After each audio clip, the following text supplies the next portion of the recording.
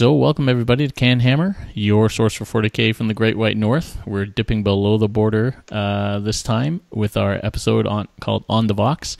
Tonight we've got Matt Root with us, all the way from, whereabouts are you in, Matt? Minnesota. So Minnesota. Still in the north, cold north. Not quite as cold north as you guys are. So. I don't know, it gets pretty cold in Minnesota. Yeah, but you guys are... How cold does it get with you guys in the winter? Well, today it's minus 12. Yeah, no, you win. Because it's like 30 degrees outside today or something like that. So I can't complain too much to you. Okay. I'm talking Celsius, by the way. It's still... Well, yeah, that's fair. I should always remember that you're in Canada and actually using proper metric measurements, which I wish we did here. Yeah, no, you're not going to find me arguing with you on that. So... That's still beating us, though, because we're at about 0 degrees Celsius today. So, all right, cool. So, as you know, Matt is the 2016-2017 ITC champion. So we thought it'd be cool to get him on the podcast, and he also is a budding physician. And since I'm a physician, I thought it would be cool to speak to a like-minded individual in terms of approach to the hobby. We should just make up medical words and see if anyone can catch us. Or like the whole conversation just gets sidetracked onto like... That's right. We could talk about Warhammer Nomas and let's see, what else? This person has a hyperspace marina or something like that. It'll be fine. Well, I was listening to Forge the Narrative, and they were was it Forge the Narrative? Or I can't remember. Somebody was talking about the fringe benefits of playing 40K, so I thought that would go into sort of medical medical benefits. I can handle it. So Matt, why don't you just tell us a little bit about yourself and how you got into 40K? Let's see.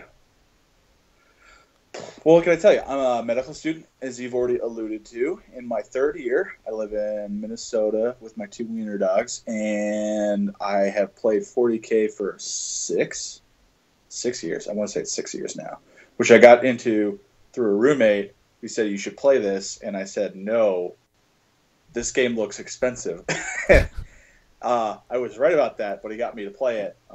And I started the game with Black Templars, actually, which makes me sad because Black Templars are just in a bad place right now. Yep. And and so from there I kind of dipped into playing Black Templars, played the Black Tide for any of the old players, you know, like where you had the chaplain and like neophytes and initiates, and they just like in a giant blob. Every time you shoot them, they move closer.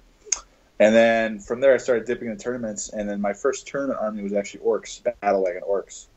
So for those people who have seen my army, I use converted orcs, AdMac orcs, and that's because of my true love of orcs being my first and primary tournament-winning army, and I love them to death. So yeah, and since then I've been playing in 40K tournaments, and actually kind of accidentally ended up being the ITC champion this last year. I say accidentally because I ended up first in the first half of the season completely by accident. After that I said I might as well just continue with it and keep on going from there. And so yeah, I've just been lucky enough to do well in the season and play my orcs as Warcon because orcs are not good right now. And I don't know, there's not a lot else exciting to say about me. I enjoy long walks on the beach. I'm not a big fan of margaritas, but I do like that song. It's a good song. So I guess you started playing before your medical career started. Yeah. So how has being a medical student impacted your playtime? Massively? Yeah, we're going to go with the word massively. So, I mean, I am busy most every week and weekend, but I've been lucky enough to have some time to go to tournaments. I mean, I was fortunate enough to have a DEPCON off and LVO off and BAO off, and that's because of the way I scheduled it. So, you know, there's a lot of very intentional scheduling that goes on when I look at like my rotations and when I take tests and that sort of stuff. So there's a certain amount of flexibility that I've been able to manage, but that's also, you know, this so far in the medical career, I haven't started residency yet, where I'm sure that will completely go out the window. Have you ever had to choose between reading a textbook and reading a codex? Oh yeah, absolutely. I usually make the wrong choice. I'll let you guess which one that is. It's fine. No, all the time. It's fine. I don't get a lot of time to practice because of my career, but I'm perfectly happy with that. Nowadays I just usually make tournaments, and that's where I play my games. So All right. So, what you got? What, 1 more year, 2 more years? So I'm in my third year now, so it'll be about another year when I do the match, and then I'll start residency after that. Yeah. Oh, okay. So okay. that's what I expect. I'll probably pretty much disappear from the 40K scene. So my next question is: are you going to bring all your models with you to wherever you go to your residency? Oh yeah, of course. I even if I don't play them, I'll let them sit on the shelf, and they have way too much sentimental value to me. And maybe in 5 or 6 years after residency or something, then I'll be like, hey, I can play a game every 6 months, and I can bust them out and just whip some butt and be like, wow, Elder are still broken as hell, and my orcs still suck. So, well, I'll tell you, that's what I plan on doing. I was a medical student in 1996, and actually I did my medical school in Nottingham, in England. Ooh! So I was right there. I don't believe Warhammer World existed back then. Like Games Workshop was still there, but they didn't have the Warhammer World part. But and so I was playing in high school before I went to medical school, and I never touched any of it. Yeah. I must have walked by the local GW maybe 6 or 7 times, just looked in the window, but. So you didn't start 40K before you went to medical school, is what you're saying? I started 40K in grade 9 when it was early 90s. And then, it was too expensive to play as a high school student.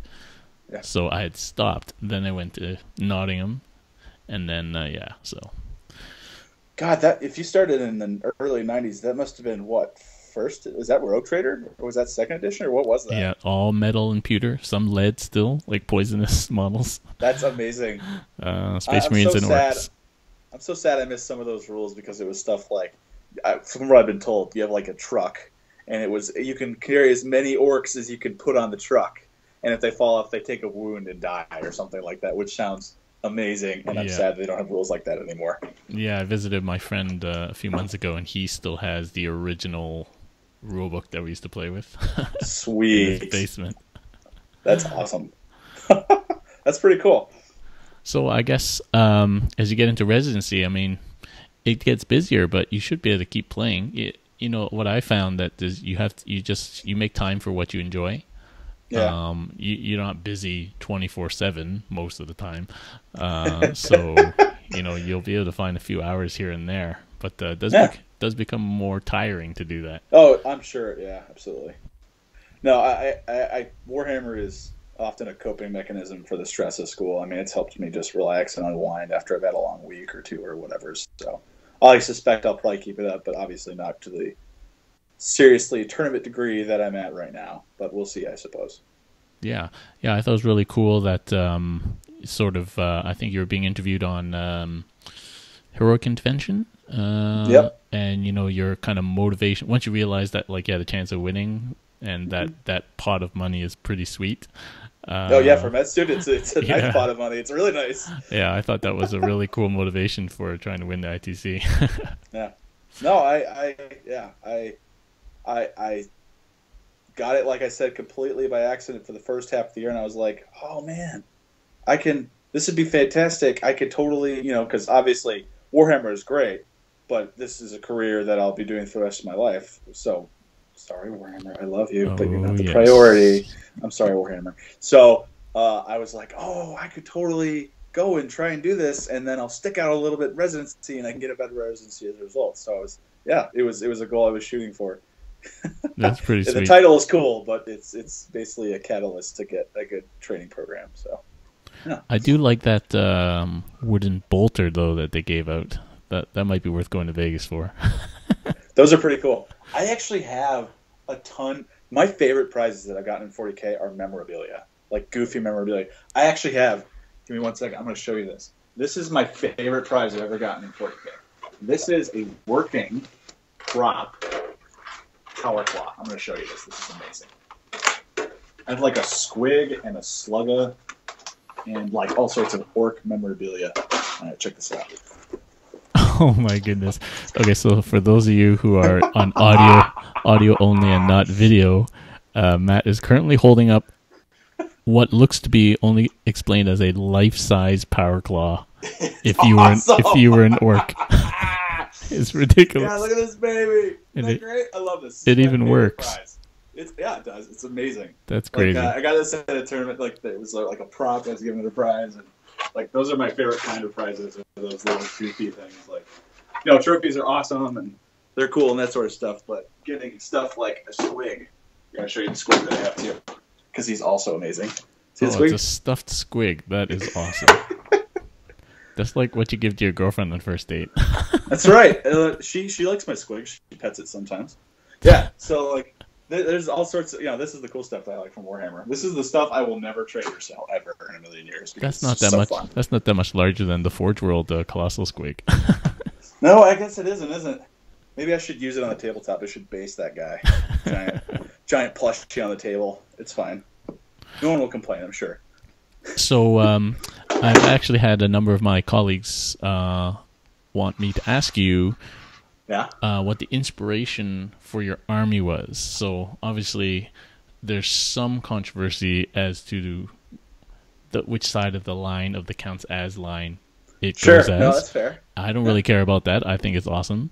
But in terms of what inspired you, we obviously know that you're an orc guy at heart, but instead of just kind of buying AdMech, like you kind of altered your favorite army. So, was that like intentional, or like what was the deal behind that?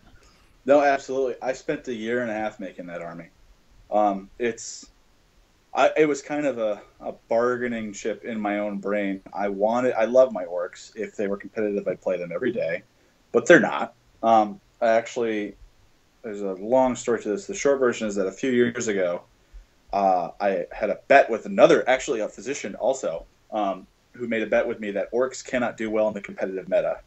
And I said, you're on. And so this was like, not this LVO, but 2 LVOs before that. So, roughly, what was that, 2015? Yeah. And so I was Green Tide, and I built and painted and ran a Green Tide and got 9th at LVO, just to be like, hey, orcs can do it. But after that point, it was just, as things got more and more powerful shooting and like scat bikes and all that stuff came out, it was more of an uphill battle. I was like, okay, I need to evolve, so to speak. I need to stay with the meta and pick something competitive. And I tried Cult Mechanicus, and I loved how they played. It was a fantastic army. It was wonderful. And so I said, okay, well, I really want to be successful with orcs, but I also like the competitiveness of this army. Why don't we compromise here? And so I decided to, over a year and a half, build an orc army that was cult mech. Partly because I wanted to be competitive, but also because I also like the orc roots, and I just wanted to. It would have been easy to just buy the Cult Mechanicus models, but I love my orcs too much. They make me laugh. So that's why I have a bunch of goofy jokes for all my orcs. Like there's one that's got like a tire, and there's a flat Gretchen on the bottom of the tire, and that sort of stuff. And I enjoy that aesthetic of it, as well as actually running in a tournament. So your current army is a new set of orcs that you altered, or your former orcs that you altered? They are a new set of orcs that I altered. So I still have my old your orcs. Original. Okay. They're never going away. Yeah, I will have those forever. Yeah, absolutely. All right. So like if orcs, let's say that the next 3 books coming out, my prediction is that one of them is going to be orcs. If that brings it back, I will be the first one to jump on that train. I will drop the AdMech in a heartbeat if orcs are good again. Although I'm sure I'm going to still convert a bunch of orcs to make them goofy orcs, because I'm not satisfied with just regular models anymore. I enjoy the conversion aspect too much. Yeah. Yeah, I think and orcs just lends itself perfectly to that. Yeah, exactly. It's fantastic. I love it. All right. Well, so you mentioned it a little bit in passing, but obviously you didn't enter this season thinking I'm going to win the ITC. When did you first think that you had a chance? That would be probably after I won the Flying Monkey GT. So the first tournament I did well at that really mattered was Adepticon. And then I got second there, which put me at a high place. And I was like, oh, that's cool. That's nice. I didn't expect to do nearly that well at Adepticon. I expected someone to crush me utterly, just because I didn't have any OBSEC. And then the next GT I went to after that was a couple months after that. I think it was like in April or May. That was the Flying Monkey GT. And I won that and got first place. So I had a GT win and then a major win, so to speak. And then I won some local tournaments, which gave me like 100 points each. And so at that point, I was the top of the ITC, and I was like, I'm actually in a good place to win this. And at that point, I actually started trying. That's when I flew out to Barrier Open purely so I could try to get more points. And made an effort to try and keep my lead as far as I could. So that was the point I started dedicating to it. Mm-hmm. Yeah.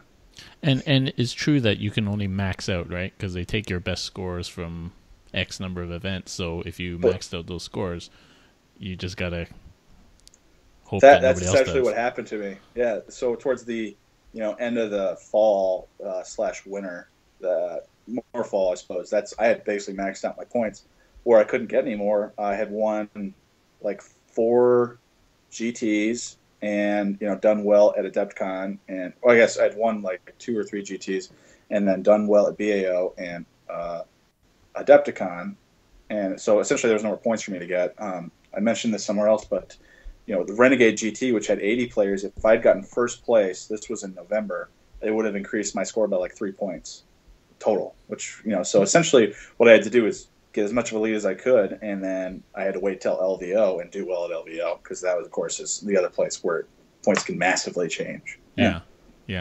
So considering that everybody was gunning for you basically at LVO, and you had all this time to sort of prepare, what was going through your mind leading up to LVO? Like, did you consider changing, or basically what was going through my head up to LVO was, oh god. And it was just, I'll just do the best I can and practice what I can. That was about the point that I lost my drop pods permanently from my Colt Mechanicus, which I really liked. So I had to do a poop ton of playtesting to try and see if I could come up with something as a suitable alternative. And so I did a lot of that and played against a lot of armies, which I felt like I was weak against, to just make sure that I felt like I had a good all-comers list and just practice the missions. So yeah, I mean, it was panicking, because I did a lot of math and calculated. I was like, oh, goody, the first, 50 people can totally beat me at LVO if they do well enough.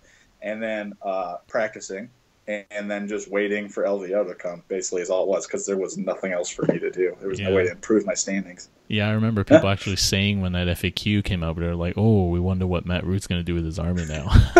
Yep. Yeah. I mean, there probably are more competitive armies out there, I'm sure, than Colt Mechanicus, but I just love how they play too much. And I'm a firm believer that you do not play as well if with an army that's competitively better, but you don't enjoy as much, than if you take something that's not as good, but you enjoy it more. So, yeah, took the Colt Mech, stuck with it. Yeah, happy I did, of course. Did you have any surprises at LVO? I was surprised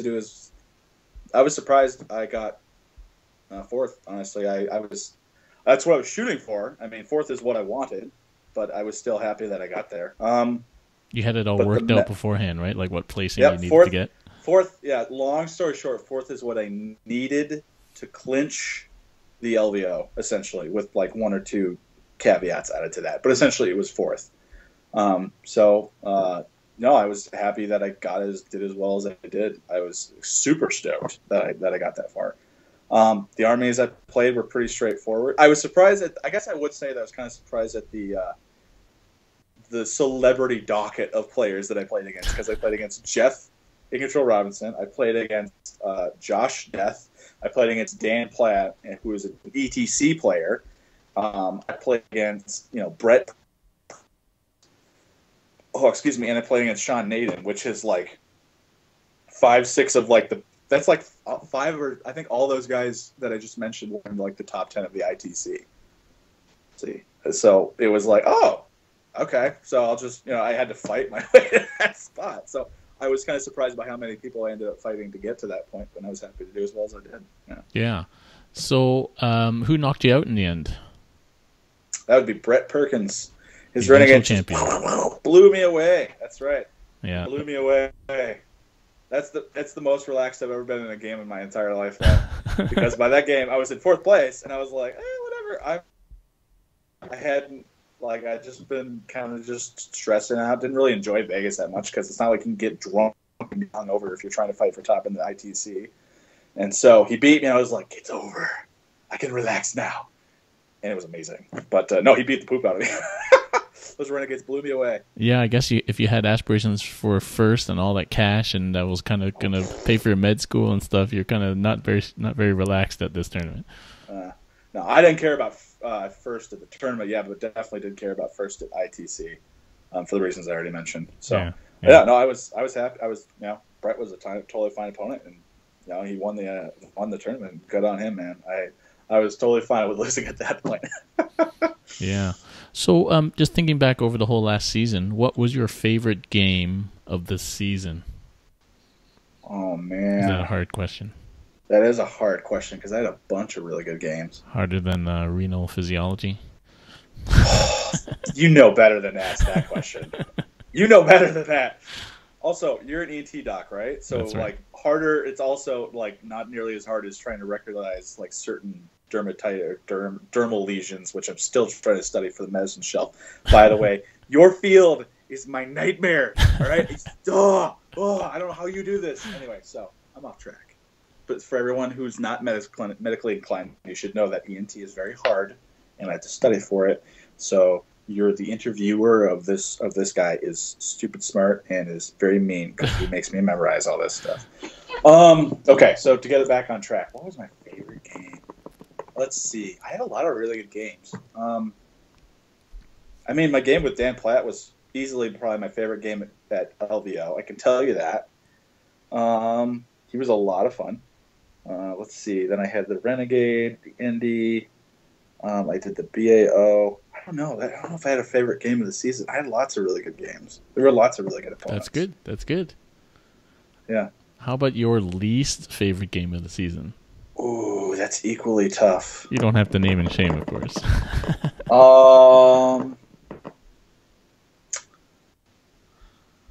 There were... So I wouldn't say it's a specific person, but sort of a gestalt. So my impression as being a competitive player is that there's kind of a cutoff, so to speak, between the really highly competitive players who consistently make top tables and win GTs and the players who are below that, who maybe have made a top table once or, consistently end in kind of in the middle high. And generally speaking, the people who have won multiple GTs or, made to top tables multiple times, just people like Sean Maiden and Brett Perkins, just guys you commonly see winning tournaments, are all fantastic players because they have nothing to prove. So those games are always really low key and very friendly. My favorite games are usually always like the top 8 kind of games. The people who you fight to get to that point tend to be very, very difficult to fight against because I feel like they try very hard because they really want to win, and I totally understand that. I was like that at one point in my life as well. And as a result of that, they can be really nitpicky about rules, and they can be kind of they're more intense about the game, so it's hard to make jokes with them. And generally, I would say it's kind of the middle to high end of the tables that, generally speaking, aren't as much fun as the end tables. And that goes for just about every tournament you go to. There are exceptions to both of these rules. There are top table players I don't like to play, and there are middle top table players that are fantastic. But I just say that, so that's like games like 3, 4, sometimes 5 of every GT. The middle games, and those games tend to be not as much fun. First game or two, you're playing somebody who's just like, I just want to roll dice, and you have a good time. And the last game or two, even though there's a lot of pressure, they're fun players. But between those two, it's people who are like, "Wah!" and they're very intense. But I know some of those people. Yeah, so there you go. Yeah, not gonna name names. Not gonna name names because I was definitely one of those people at some point in my life too. So everyone gets there. Yeah, cool. So. And so, what are your plans for this season? If it's not a secret. No, it's not really a secret. I've made it no secret. I have no intention of going and trying to win the ITC again. It's cool to win all that money, but you'd be surprised how much money you spend trying to win that money. Yeah. So I already got the title, and I'm happy to let someone else get it. What I'll probably do is what I usually do, which is go and play at tournaments that are local or feasible. Like I'm going to a DEF CON because that's relatively close to Minnesota, and I might go to LVO, but next time if I go, I'm going to be like, maybe I'll go as like a judge because I enjoy watching the games and ruling, and then I want to enjoy Las Vegas a little more than I had the chance to do this last time. So I'll hit up some tournaments, but I probably won't fly as much, and I'll try to do well. I'll probably go for like best in faction of wherever I'm going to play. But I don't know what I'm going to keep on with Colt Mech until 8th edition comes out, and then depending on when 8th edition comes out, and like you said, if Orcs come out, that'd be amazing. Then I'll play Orcs. But I'm kind of in a holding pattern until I figure out what is going on with 8th edition. I think it's happening. The little side bit on Gathering Storm 2 about the orc outside Acadia. I read Gathering Storm 3. I don't know if you've read it. I won't spoil anything, but they do have little side bits in it where they talk about Gazgul. He's in like 3 or 4 different places in the galaxy. How can he be in all these different places at the same time? It's a good book. I read it last night. Still shrink wrapped. Dude, that fluff is amazing. I won't spoil anything. It's a great book. I loved it. But yeah, like there were more hints about Gazgul flying around the universe, and literally the faces of Gork and Mork are in the stars and cheering him on, and they're like, the Imperium's like, that's not a thing. That sounds crazy. And it's amazing. If it happens, I'll be so excited. Because there's also Gene Stealer Uprising on Terra, so there's two books right there. Cool. That's 2 books right there. Excited. So, and there was some Necron bits and Tyranid bits in that book too as well. That's right. So I think that's the next 3 books. I'm okay with that. My main armies are in order: Orcs, Nids, and Krons. So if any of those 3 gets an army, I'll probably be one of the first people to jump on it. First book is April, second book is May, then June, then 1 month off, and then end of summer, 8th edition. You're getting me way too excited right now. I can't handle it. I'm trying to focus on studying for tests, and you're just like, the future is coming, Matt. It's going to be amazing. And I'm just like, I need to study. I'm hoping you're right, though. I guess you're right. You probably spent more going to all those tournaments than you won at the LVO. Probably. If you add it up. Probably, yeah. Well, you recouped your losses, let's say. Yeah, there you go. I like that. I went to a bunch of free Warhammer tournaments. We'll put it that way. How's that sound? I like that. And you're right. It would be cool to go to LVO and do what David Singer did. Like, commentate. Dude, that would be amazing. Yeah. He looks so cool. I don't know. I've never met David before in my life. But when he was in there, he's got the bow tie, and he's, like, commenting. And I thought that was the coolest thing in the world. I would love to be that guy. I'd even wear the bow tie. Yeah. I'd wear a double bow tie on top of a bow tie. Yeah. Or and then I could be like, I was a head commenter at LVO on my transcript for medicine. You guys should definitely... Oh, wait, that'll be too late. I'll already done residency applications. Oh, well, I'll do it anyway. It's fun. It'll be cool. I'll do it. Cool. So, I guess we already talked a little bit about where you hope that 40K is heading. Are you happy with where the game is now, or do you think it needs that reboot? I don't know about a reboot. I think it's overly complicated right now, but I mean that's the opinion of just about everybody who's playing the game. I'm happy that people like the ITC and GW, notably so, are becoming more accessible. They're talking with people, they're getting feedback, and that's wonderful. I hope that they simplify the game right now. I stand in the same lieu as everyone else in that the games take so long to finish that you often don't get the chance to do that. But I mean, everyone has their opinions. I'd like things toned down a little bit. I'm kind of tired of like 2-up rerollable saves of every kind and psychic powers that make you invisible and levitate and roll a d6 on a 4, you win the game. And I summon a hammer and smash your models. I'm tired of stupid psychic powers and Death Stars and all that sort of stuff. But I still love the game. It's just I'm looking forward to a change with 8th edition. Yeah. Although maybe in 4 months I'll be like, oh my god, bring back 7th edition, please. 8th edition is terrible. It's possible. So we'll It's possible. Yeah, it's true. It's possible. I was so unhappy when I went from 5th ed to 6th ed because I did not like 6th ed at all. I love 5th ed. I miss 5th ed with all my heart. Change is hard. Wistful. I know, it is hard. I'm going to cry. Do you play Age of Sigmar? I haven't. I really want to because I hear great things about it. And I know there's orcs, and supposedly they're pretty good, is what I've been told. Yep. So I really want to. I just haven't gotten into it yet. And you can cast a spell called Foot of Gork. I know. I've heard it. It sounds amazing. Isn't it like you roll a dice on a 6, he stomps again? That's right. And then you can keep stomping. Yeah, I know. It sounds great. Like, you don't need to sell it to me. I just need to get off my ass and actually play the game at some point. It looks really cool. I'd love to play it. Yeah. I think the reason I ask is because I think a lot of Sigmar is finding its way slowly into 40K. That's what I've heard. Most basically in terms of how the models are being designed now. But I think we're slowly seeing some of the themes and their rules come into the new rule sets that we see released. And I'm not surprised if the next edition ends up stealing a lot of Sigmar type, like rules and yeah, ideas and themes. yeah. I'd be okay with that because from what I've heard that Sigmar is really well done. After the General's Handbook came out, it sounds like it's been really well done. So I'd be okay with that. So we'll see, I guess. Hope you're right. I hope it gets a little more simple later. I also heard that maybe they're thinking of just making one rule set for 30K and 40K. What do you think of that? Like a separate rule set, do you mean, or one rule set for the same rules, combined? just different models? Isn't that kind of? I mean, that's kind of what they do currently, and that Forge World basically does that. So I don't think it'd be that big of a difference. Or do you mean that you can use 30K models in a 40K game? Basically. Oh, I have no idea. Primarchs everywhere. That could be cool. It could be awful. We'll see. I don't know. I have not. I don't play much 30K. I don't have much I could comment on that with. So who do you think is the next Primarch to come back? All right. So we had Chaos, and we had Imperium. So I'm gonna guess Chaos next, and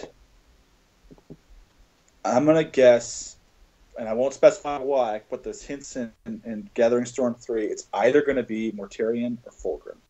That's my guess. One of those two. Interesting. Yeah. Why? What are you thinking? I'm curious. You clearly have thoughts. Well, I haven't read Gathering Storm 3 yet, so you've got an advantage on me there. But just from the point of view of where I'm at now, I think it might be actually another Loyalist. Really? Which one? Because I think the next books, as I've already mentioned, are Orcs and Tyranids. So then there has to be an Imperial response to that. Okay. So I personally, being a Dark Angels fan, think the Lion's coming back. Ooh. Because there aren't that many that are actually still alive. Yeah, let's see. We got the Lion, Guilliman. You got, let's see, Wolfie Wolf, who wandered off into the Eye of Terror. Corvax, who wandered off in the Eye of Terror. Or the Eye of, you know what I mean? Eye of Terror. And then I'm missing a couple. Ferris is supposedly dead. Dorn is supposedly dead. Who am I missing? I'm missing a couple. Oh, Khan. Khan's just gone. No one knows where he is. And then... and Cypher's here, right? So Cypher. Yeah, Cypher. That's true. He just showed up in the book. They don't explain a lot about Cypher's presence. Well, that's because it's Cypher. Around him. I know, right? It's appropriate, I suppose. He is the Lion. Oh my god. Are you a fluff guy? I love fluff. Oh yeah. I read I love the New Gathering Storm books. They're fantastic. So yeah, why do you ask? Oh, just wondering, because some players they don't care anything for the fluff, right? So I love both the fluff and the crunch. Have you read the Beast Arises series? I have not. I really need to. Aren't you an Orc fan? I know, and that's why I really need to. You know medical school. You're always reading some medical book. Always, every time. When do you ever get to read your own stuff? I barely got to sneak in Gathering Storm 3. I had to literally read it last night, the whole thing in a night. So there's always the toilet. Don't ruin my secret, okay? This is supposed to be hidden, all right? It's like my lazy boy. It's like my escape realm. So yeah, but if you're an Orc fan, you got to read Beast Arises. Isn't it like 12 books long or something ridiculous? Yeah, but they're short books. They're short books. They're good. Are they good? You read them? It's like one chapter of your textbook, man. Yeah, they're excellent. They're excellent books. Okay. The Orcs kick butt. And it's also good for Imperial Fist fans, Custodes fans, Sisters of Silence, Assassins, these kind of... Really, I heard, for reasons I will not elaborate, that it was not good for Imperial Fist players. Well, it wasn't good in that... Yeah, they were in the book. You know what I mean. So no, I need to read that book. You're absolutely right. So I'm glad to hear further endorsements of it. Sweet. Okay. Well, that's all the questions I got, actually, Matt. So I just want to thank you for joining us on our On The Vox episode here. Yeah, and, thank you for having me. It was fun. Yeah. So, and I want to wish you good luck in this season in the ITC, and definitely good luck in your future medical career. And who knows? If you want to put in a good word, you feel free to do that. Where are you aiming to going? Just anywhere. Just any doctor you talk to, like you're just like on the phone and they're calling you about a consult. You should just be like, hey, by the way, have you heard this guy? His name is Matt. He's the best. You should. I know he can't come to Canada, but you should be aware of him anyway. And then, and then the word will spread. Well, you say that, but so at first, over the last 3 years, there was a big brain drain to the States because the Canadian system is very underfunded. And then, but now, once Trump got into president, now there's a massive reversal. Everyone wants to come into Canada. Maybe I'll come to Canada. Maybe, and then, who knows, it's possible. Then we can get some games in together. What numbers do you play, by the way? I'm a Dark Angels guy. Okay, all right. I can handle that. Yeah. That's fair. Yeah. That is, oh, wait. Now, when you say Dark Angels play, do you mean straight up Dark Angel, like straight Dark Angel, not like a Bark Star, not like no woof woof with the Barkies and a Liam Azrael. Although if I was to turn my camera that way, you would see 55 wolves just primed, but I wasn't going to play it. You're killing me. I swear, I wasn't going to play it. I swear. I just wanted to build the model, so I have them. The reason why it was just because I did. Gosh, Dark Angel player. I mean, I get why, because Brandon Grant with his Dark Angel Demi Company and the Bark Stars, really good list. It just makes me have a sad. That's all. It's okay. Yeah, but this is only 50. There's only 50. Only 50 dogs. Yeah. There's only 50. They only have a 4-up and bullshit with feeling the pain. That's fine. Don't worry about it. It's no big deal. They're only like 6 points a mile. It's fine. So it'd be interesting if the first time I meet you will be at a gaming event or possibly a medical event. Who knows? That would be hilarious. Like that is possible. Do you travel much to different conferences? I'm going to Baltimore next week for a course. So. Ooh. Yeah. Well, I'm not going to be there, sadly. I just traveled to San Antonio for a conference on a pathology presentation regarding bladder cancer. So that was pretty cool. But one of these days, if we do that, we should just bust out a table in the middle of the conference hall and start playing Warhammer, and people will be like, "What is happening right now? What is this?" And what specialty you've chosen? I am narrowed it down to pathology, pediatrics, and internal medicine. So dead kids or sorry. I spent a lot of time in pathology. Dark humor doesn't really bother me anymore, so don't worry. Well, we are recruiting an internist at our hospital, and I got to say, all the 7 emails I've received about it are all from America. Yeah? Yeah, but, we have licensing issues up here with Americans, but... okay. Well, maybe if things continue on, maybe I'll move into Canada and we can hang out together. Yeah. Where do you live in Canada? Remind me. Ottawa. Okay, gotcha. Yeah. That's Vancouver's pretty not cool, Toronto. though. That's not Toronto. I know. Vancouver's pretty cool, but that's like on the opposite side of the country as you, isn't it? Pretty much. Dang. The better side, though, probably. Do all you guys on the podcast, you all live in the same area? Yep, we all live within 20 minutes Dan drive. And everyone else? Okay. Well, no, Dan lives in Toronto. How far is Toronto from you guys? 4-hour drive. Man, Canada's big. I always forget how big it is. One of these days, I need to come up there for a 40K tournament in Canada, and I can hang out with you guys. Well, funny you mentioned that. Oh, that's right. You told me about this. There's a tournament coming up in, when is it? Like the summer, isn't it? August. Capital City Bloodbath.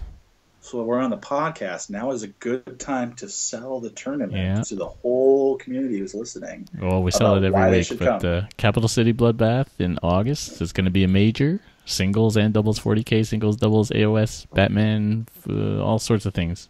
It's kind of like a little convention. Matt Root's going to be coming. And you could beat the ITC player and be like, that means I take the trophy, right? That's mine now. That's how it works, right? So. Or most likely, if you came, you would just be witnessing a grudge rematch between Matt Root and Dan Platt. It'll be the weakest grudge you've ever seen. We'll be like, oh, you can go first. No, you're first. And we'll be like, that was a fun game. I enjoyed that game. That was good stuff.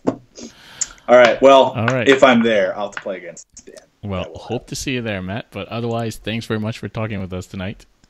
Hey, thanks for having me on. All right. Fun. And thanks, everyone, for tuning into our episode here, and we'll see you next time. If you have suggestions about who else we might want to interview, then let us know in the comments. All right. Good evening.